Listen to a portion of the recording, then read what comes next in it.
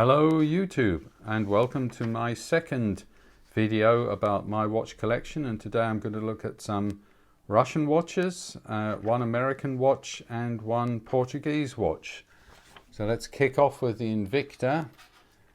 This magnificent specimen here is the Pro Diver Invicta 89300B. Now Invicta used to be a Swiss company, and they moved in the early part of 2000, I think 2002 or 3, to America, to Florida, to a town called Hollywood. So it's an American company. Now, of course, it's always an issue. Is a watch Swiss? Is it American? Is it German? Because the parts a lot come from China. Sometimes the factories are in other countries and the headquarters is somewhere else. So you can always argue about that. Almost certainly everything here is made in China, apart from the movement. The movement of this watch is a Seiko NH35A, which is a very good movement. It's a workhorse level movement of Seiko, and it actually speaks for Invicta that in a watch this inexpensive, they put a pretty good movement. Inexpensive as in this is at the moment an $83 watch on Amazon with shipping. Yeah, you heard it right. It's it cost me about $100 to get it over here in Switzerland, but that is unbelievable value. I'd shake my head in disbelief the value that you get with this watch. Now, it's done in the style of a Submariner Rolex, but as I said, patents have expired. It's got Invicta all over it, so this is not any kind of fake. It's what they call a homage. In other words, they're so impressed by the design of another watch company, they try and copy it, if you like. So on the side, it's actually even got Invicta. You see it here. So Rolex can't point the finger at them to say they're trying to mislead anyone. This is 18 karat gold plated, and the strap as well. It's micronized on, so today they tend not to gold plate, but they micronize it on, means they can use very little gold, but it does give a very hard, well embedded plate. So in that sense, if you look after it, the gold coating will last for a good while. I'm just so impressed by this watch. It just has so many qualities for so little money. 200 meters diving depth. You could go swimming or diving with this watch. I would never do it with such a lovely watch, but you could. It's 21,600 beats per hour. That's about 6 ticks a second with that Seiko movement. It's even got a glass back, mineral glass, which means just regular glass forward and back.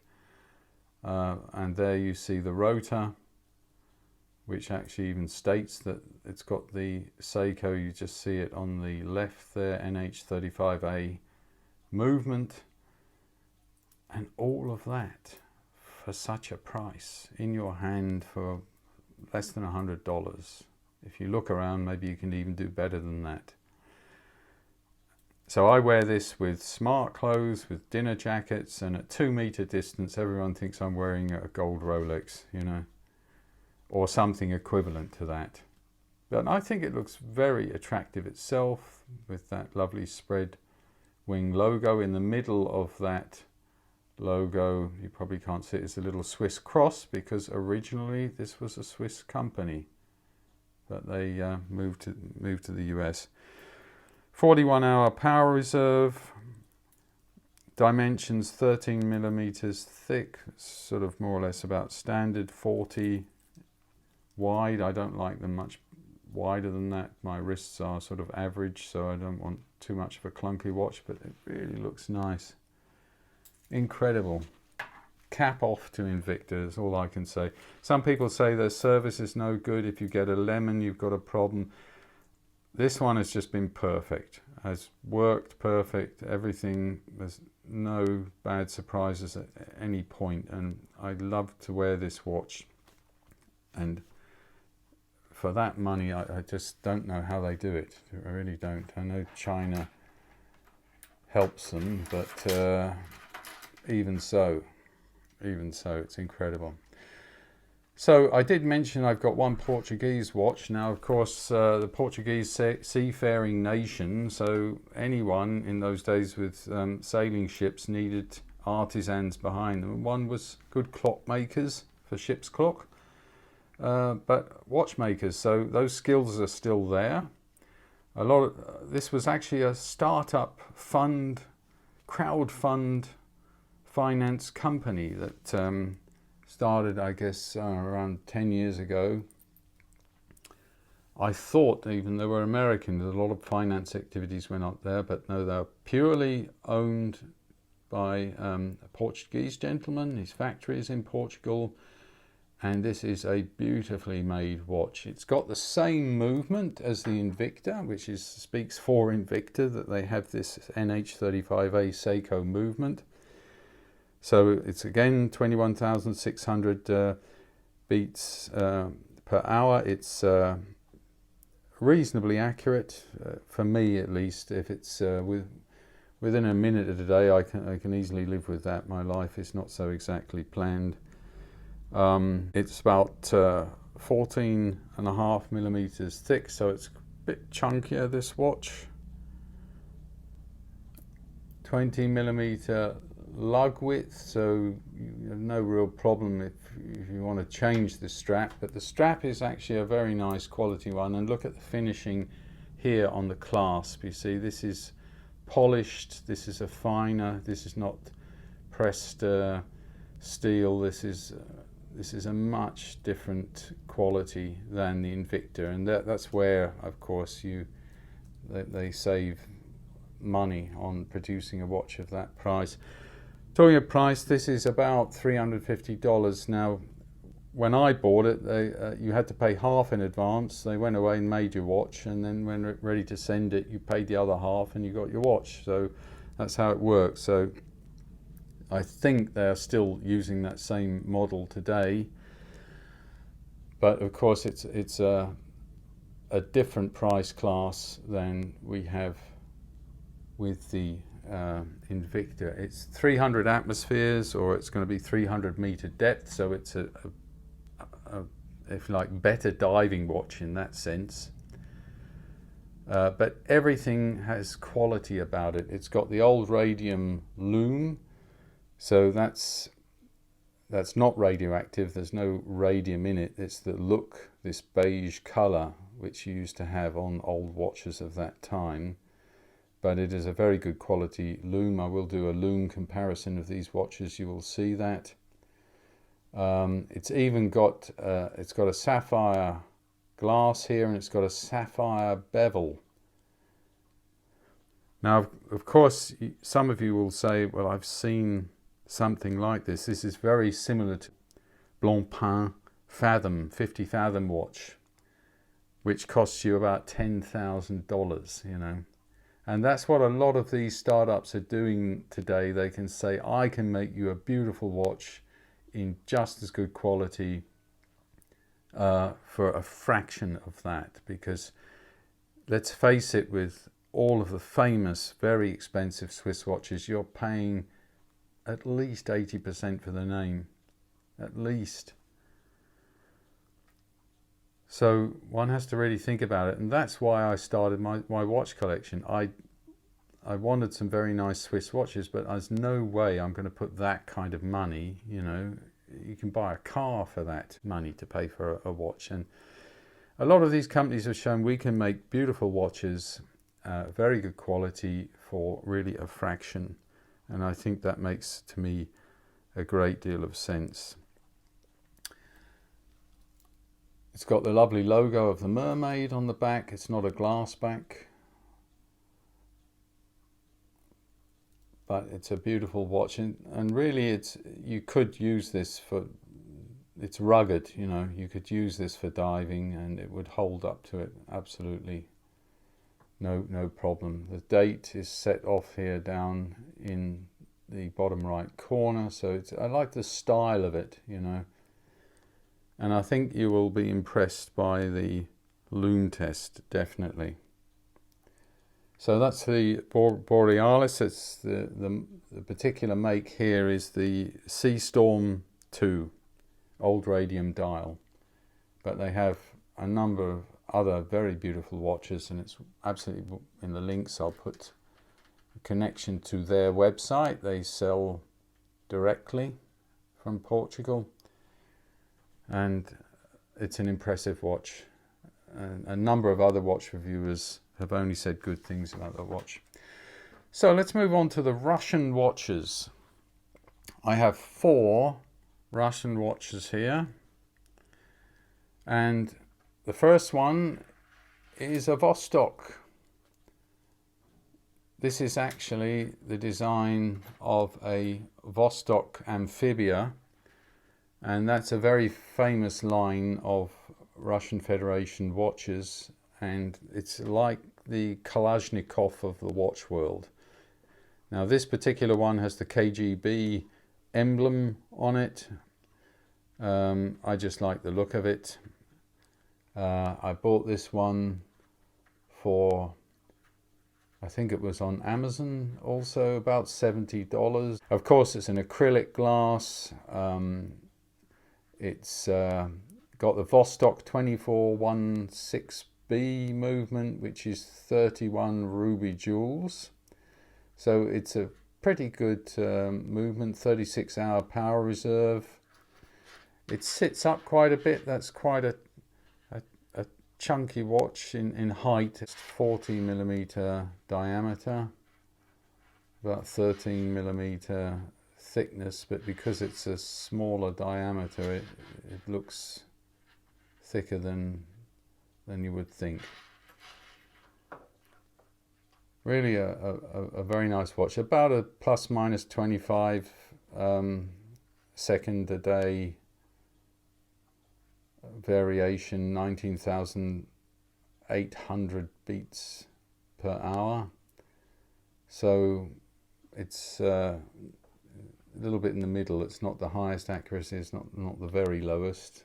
You can find watches which go to about 18,000 beats per hour, and you really see that on the second hand. Here it's doing about 5 beats a second, but when it gets less than that, they really seem to jitter around. It's got a date, and it's got a nice screw lock here.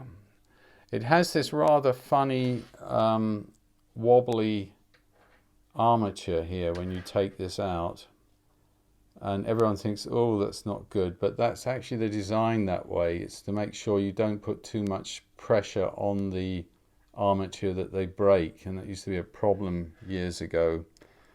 But now with this armature, that's just normal that wobbles a little bit. There's nothing wrong there. Of course you can adjust the time, no problem. One problem I do have with Vostok watches, with this old movement, and this old movement is actually an old Swiss Venus movement. Again, this is this technology that was taken over from Swiss companies that were closing in the 60s. And then to adjust the date, you had to go round the clock twice to change the date. There's not this half setting halfway out that you can pull, which changes the date, and I do think that is an irritation. There is a trick that if you actually go back before the 12 and round, you only have to do it once, and so that cuts down the time to change the date. But changing the date is a bit of a pain on this. Otherwise, they have a very good, robust reputation. I've seen some videos of farmers who wear these Amphibia watches, and they've had them more than 10 years, and they are indestructible. Believe you me, English farmers knock the hell out of anything that's on their wrist. And of course, with this acrylic dome, it was very, very scratched in that particular video, but the farmer was praising them of how indestructible they are. This particular one has glass back as well. That's mineral glass, of course. But there you can see the mechanism.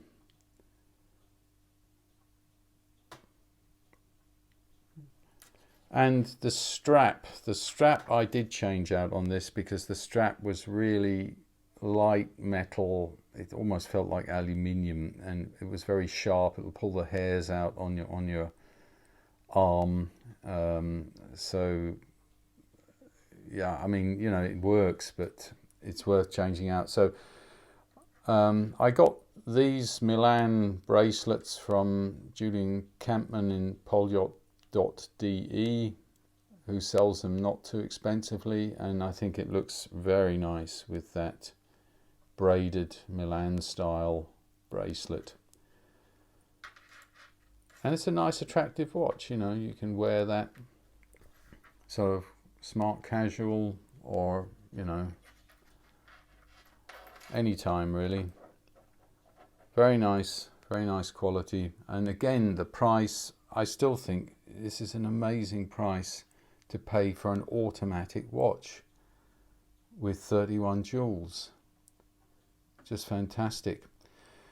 So in the same vein, I come to another Vostok watch. Now this is the Sturmanskie, and this particular one is the naval with the anchor there version. They have all kinds of different designs for different branches of the military, and this has a Vostok 2414 movement. It's quite similar to the 2416, maybe a little less accurate. 36-hour power reserve. It's got the same 19,800 beats per hour. Accuracy. This is not one to go swimming with. This is just water resistant with the amphibia. It has basically a 200 meter, 20 atmosphere water resistant, and you have a locking winder here as well. So I'm a little wondering about the real effective water resistance. So certainly in this case, I would not, you know, water resistant means it's splash proof, so don't go swimming with it. It's a little thinner here, 12 millimeters thickness and 40 millimeters width. Strap width is 18 millimeters. You can find, that's quite narrow, but you can find straps to replace them. Again, I replaced the strap because I quite like these elastic straps, because you can leave it on the bedside table like that, and it's just quick to get it on and off. And this is a sort of all day, wear at any time sort of watch. You know, it's very attractive, I think, with that blue ocean center, the lovely Soviet red star up there, and that submarine with the anchor and everything. It's got some loom on it. We will see the comparison later on. It's you know, you'll see it's not bad, but it's clearly one area where they've spent a bit less. Doesn't have a glass back, this one, so you can get these on eBay or, you know, Amazon, $40, and with shipping added on. So let's say about $50 in your hand, you can get this kind of watch. I mean, that's just incredible. It's got this lovely engraved, you know, Russian Federation double-headed eagle on the back. And they have a great reputation for just being almost indestructible, like AK-47. So again, fantastic value for what you're paying, and they're automatic watches, you know. The date, of course, change is the same problem. You have to go around and round and round and round. 24 hours to make this thing flick over. But once you've done it, and if you wear it for a couple of weeks as I do, then it's done.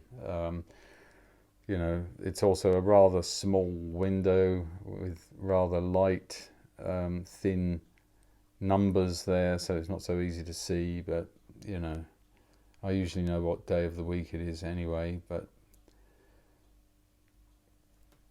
it's a lovely watch. Good all day, you know, go anywhere watch. Then we come to the Sturmanskie. This is a bit more of a special watch. This watch is, it's called a Sturmanskie Gagarin Sports 24 Hour. Now, Sturmanskie make a number of Yuri Gagarin watches where you see it's to do with space or to do with him as an astronaut. This particular one, although it says it's a Gagarin model, it's more a 24-hour watch.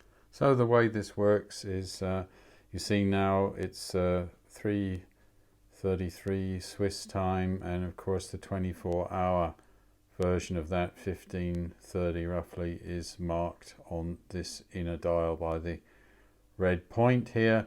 You can also, as well as that 24-hour feature, move the outside dial here, so I could use it as a dual time. It's 3:30, so it would be 9:30 in the United States. So once I've moved this dial around, it can have, instead of that 3 here, I put a 9. So basically you can keep track of the time in 2 time zones that way, and with, of course, then the 6-hour difference between Switzerland and East Coast US.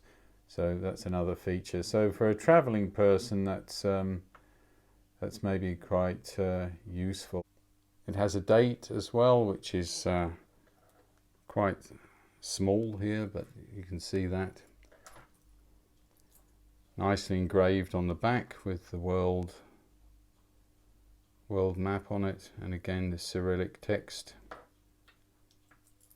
Nice quality. Now this one has a Vostok 2432 movement. It's a 31-hour power reserve. It's one of my widest watches with 44 millimeters, 13 millimeter thickness, so this is a bit of a chunky one. But what I loved about it is this lovely blue, and I wear a lot of blue in my suits and clothes, and I just thought that looks so lovely.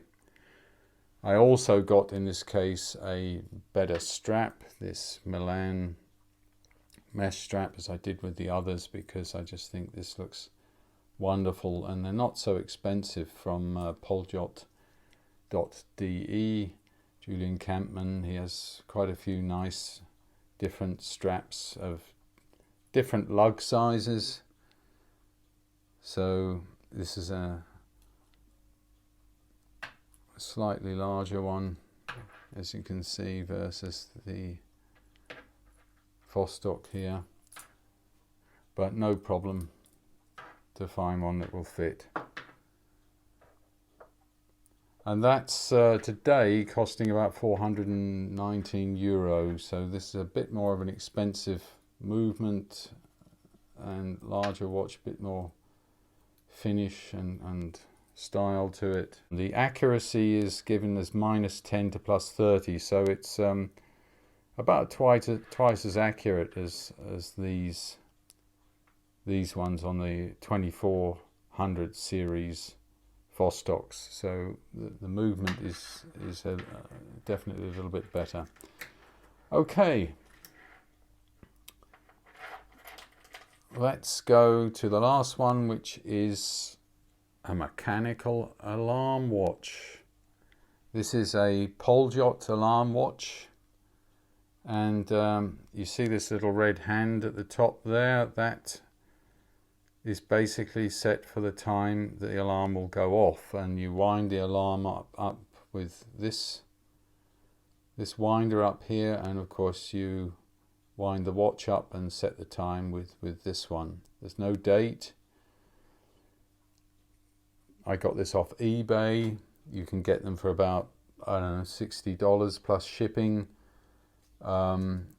If they're new, and this one was basically, there are some new ones from Poljot which they say were in storage in the 90s, and they're basically offering them unused, as this one was said to be, but I had it in a Poljot new box and everything, for €160. So there's a lot of variation in between. I think I paid probably around, I don't know, something like the €100 mark for this one. So wasn't as cheap as some of these others, but was again not so expensive. But it is a mechanical watch. In other words, it's not an automatic. You have to wind it up. It has a so-called 26-1-2 movement, 46-hour power reserve. It's actually a copy of the old Swiss Schild SA movement, the AS1475. So it's another one where they took a license to the Swiss technology. It's 18 joule, and it's -20 to +40 seconds a day. Shall we set the alarm off? Let's do it, shall we? So I'll move the hands forward to the alarm time, and it should pulse for about 13 seconds. I will try and time it here. And it's quite a vibration, so the idea is you wear this in bed, and you know, you feel it go off if you don't hear it. But I thought it was rather cute to have a mechanical alarm watch. Here we go.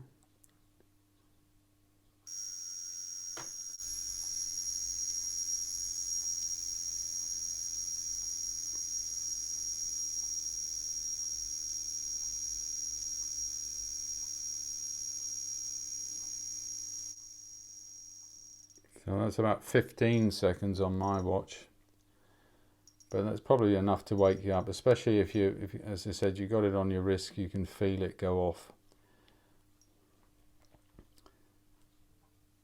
Again, it's engraved with the logo on the back, and it says water resistant 3 atmospheres, which means don't even splash it, you know.